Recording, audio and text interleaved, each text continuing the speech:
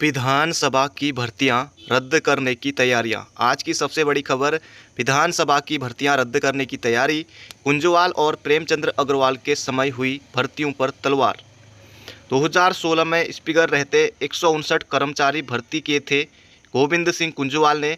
2022 में प्रेमचंद्र अग्रवाल ने स्पीकर रहते 72 कर्मचारी भर्ती किए।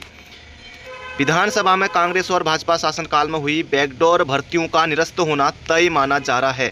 विधानसभा अध्यक्ष रितु खंडूरी जल्द इस पर फैसला ले सकती हैं। विधानसभा में बिना नियम कायदों के नेताओं के करीबियों और खास लोगों को नौकरियां बांटने का मसला सुर्खियों में है। भाजपा और कांग्रेस दोनों सरकारों के कार्यकाल में हुई इन बैकडोर भर्तियों को लेकर लोगों में जबरदस्त गुस्सा है। भाजपा सरकार पार्टी और संघ नेताओं के करीबियों के नामों का खुलासा होने के बाद पार्टी काफ़ी असहज है। धामी कर चुके हैं जांच की सिफारिश। रितु खंडूरी का क्या कहना है? भर्तियों की जांच के बाबत मुख्यमंत्री का भेजा हुआ पत्र मिल चुका है।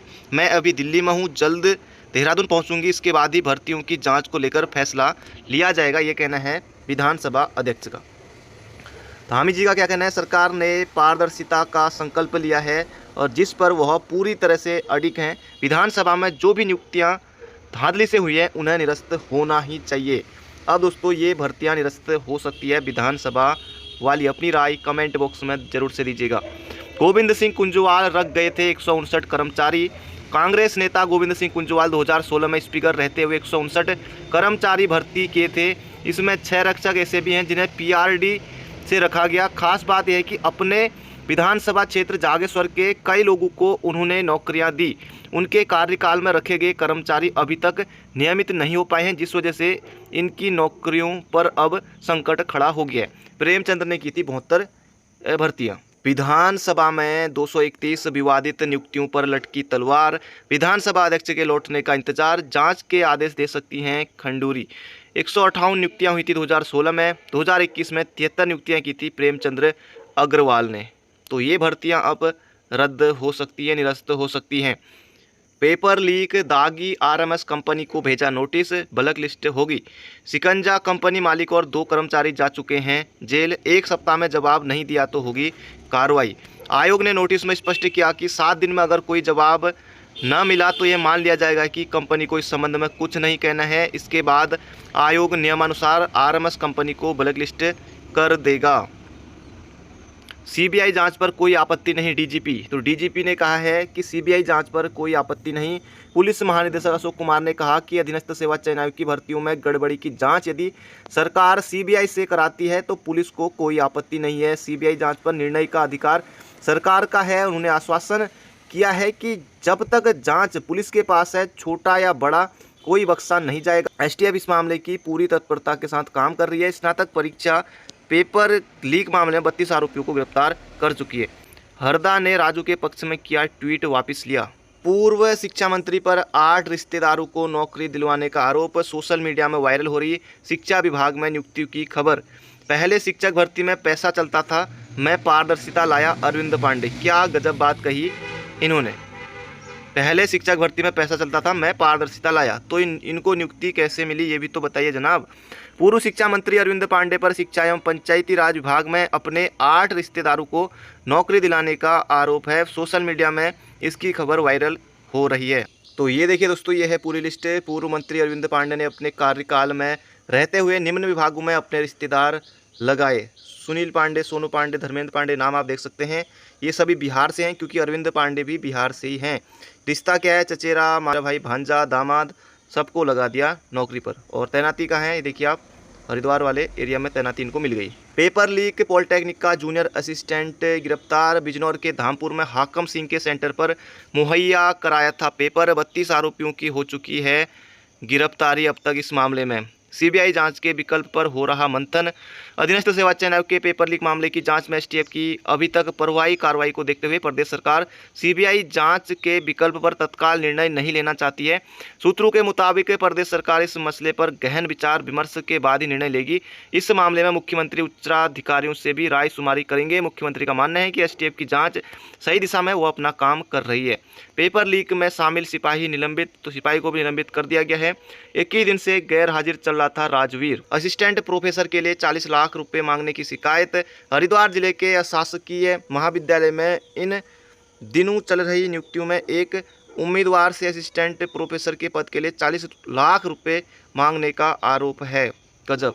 कांग्रेस ने विधानसभा के बाहर प्रदर्शन कर वित्त मंत्री प्रेमचंद्र का मांगा इस्तीफा। तमाम परीक्षाओं में गड़बड़ी के साथ विधानसभा में हुई भर्तियों की जांच की मांग। भर्ती प्रकरण में सख्त रुख से सीएम ने खींची लंबी लकीर। विधानसभा में बैकडोर व्यवस्था बंद करने की पहल। भर्ती प्रकरण में सख्त रुख अपनाकर सीएम पुष्कर सिंह धामी ने लंबी लकीर खींच दी है। धामी ने न सिर्फ उत्तराखंड अधीनस्थ सेवा चयन आयोग पेपर लीक मामले में एसआईटी गठित की है, बल्कि विधानसभा भर्तियों को भी एक तरह से गलत ठहराते हुए जांच और निरस्त करने के लिए पत्र लिख दिया है। इससे विपक्ष के साथ ही भाजपा के अंदर भी उनका दबदबा कायम हुआ है। सरकार एसटीएफ की जांच से भी संतुष्ट है, लेकिन सिटिंग जज या सीबीआई सहित सभी विकल्पों पर कर रही है जांच। एसटीएफ यूके SSSC भर्ती घपले की जांच कर रही है। अब तक 32 लोगों की गिरफ्तारियां हो चुकी हैं। इसके बाद सरकार ने जांच के लिए सभी विकल्प खोले हैं। सरकार की नीयत बिल्कुल साफ है और हर एक घपलेबाज को जेल की सलाखों तक पहुंचाएगी। दूसरे आयोग को भी मिल सकती है भर्ती की जिम्मेदारी। सरकार ने यूके SSSC भर्ती घपले की यदि सीबीआई से जांच कराने की सिफारिश करती है तो किसी दूसरे एजेंसी को भर्ती कराने का जिम्मा दिया जा सकता है। दरअसल यूके SSSC के अधीन विभिन्न भर्ती प्रक्रिया गतिमान है। मौजूदा समय में इस आयोग के पास लगभग 4500 पदों के लिए भर्ती के प्रस्ताव लंबित हैं, जिनमें कुछ में दस्तावेजों का सत्यापन, लिखित परीक्षा, नए भर्ती आवेदन आदि प्रक्रिया होनी है। सीबीआई जांच होने से यह प्रक्रिया थम सकती है। लिहाजा सरकार नियमावली में संशोधन कर राज्य लोक सेवा आयोग से भी यह काम ले सकती है।